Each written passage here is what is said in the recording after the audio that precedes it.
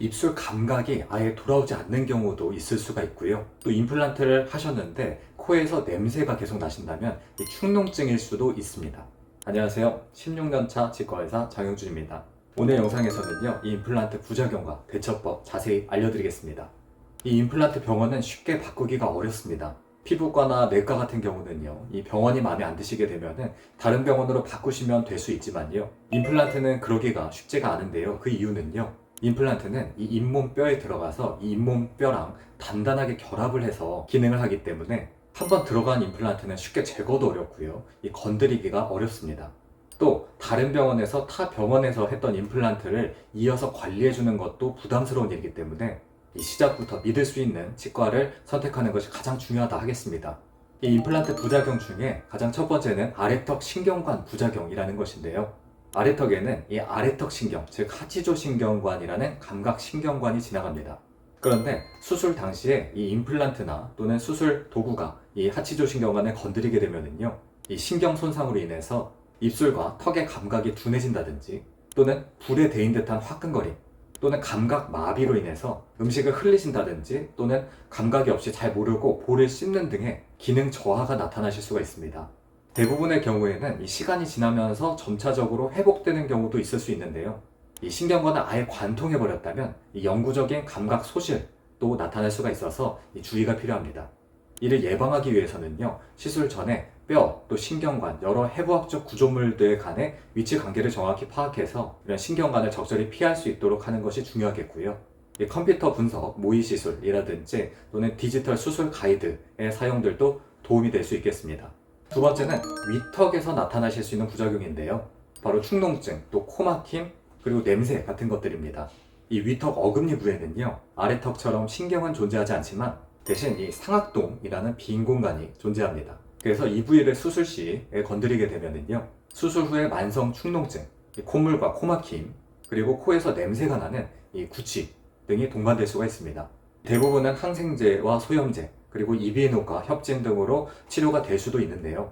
이게 초기에 잡지 못하면 오랫동안 지속되실 수도 있기 때문에 상악동을 잘 피해간다든지 또는 상악동을 건드리더라도 조심조심 잘 하는 것이 중요하겠고요.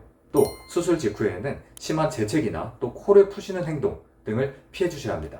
그리고 이렇게 머리를 흔드신다든지 과도한 자세 변경 등은 피해 주시는 것이 좋습니다. 이 수술 후에 나타나는 일반적인 증상이 있고요. 또 영구적으로 회복이 되지 않는 임플란트 부작용이 서로 차이가 있는데요. 보통 수술 후에 일반적으로 겪으시는 증상 등은 이 수술 부위의 통증, 또 붓기와 멍, 또 입안에 생기시는 가벼운 찰과상 등입니다. 이런 증상들은 대부분 며칠 내로 사라지게 되는 이 회복 과정의 일부이기 때문에 너무 염려치 마시고 주의사항을 잘 지켜주시면 되는데요. 하지만 다음과 같은 경우는 진짜 부작용이라고 할 수가 있습니다. 첫 번째는 임플란트가 뼛속에서 아예 빠짐, 그리고 잇몸에서 지속적으로 고름이 나옴, 구조물들이 반복적으로 빠지고 고정되지 않음. 이런 경우에는 즉시 병원을 찾아서 해결해 주시는 게 좋겠고요. 적절한 잇몸 염증 치료, 제거 후 재식립 또는 적절한 잇몸 염증의 치료가 필요할 수도 있습니다. 마지막으로 이 보철물 깨짐 또는 보철물 빠짐 같은 증상이 있는데요. 이 환자분들께서 흔히 임플란트가 빠졌어요 라고 오시는 경우가 많으십니다. 근데 실제로는요, 이 임플란트 뿌리째 아예 빠져버린 것이 아니라 이 임플란트 뿌리는 온전히 가만히 있는데 임플란트 머리 부분이 탈락한 경우가 대부분입니다. 이것은 너무 걱정하지 않으셔도 되는데요. 왜냐하면 이 보철물은 일부러 약하게 고정해 놓은 경우도 있고요.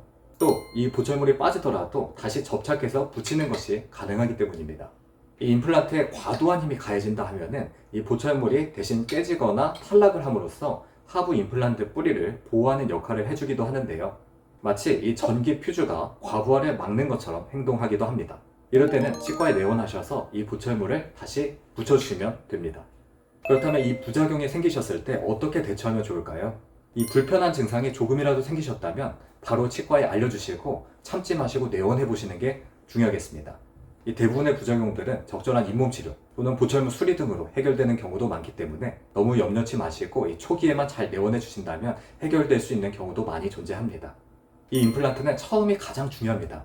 임플란트는 이 심고 나서 끝나는 치료가 아니라 오랫동안 내 몸속에 들어가서 함께 살아가는 구조물입니다. 그만큼 의료진도 중요하고요. 또 수술 후에, 치료 후에 주의사항 잘 지키시고 이 지속적인 관리를 잘 받으시는 것도 중요합니다. 특히나 이 오징어 또 딱딱한 누룽지, 또 땅콩 같은 단단하고 질긴 음식은 꼭 피해 주시고요. 자동차도 엔진 오일을 오랫동안 갈지 않으면 망가지는 것처럼 임플란트도 마찬가지입니다. 최소 6개월이나 1년에 한 번씩은 꼭 검진 받으시고요. 조금이라도 불편한 증상이 있으시다면 초기에 치료받으시는 것이 중요합니다.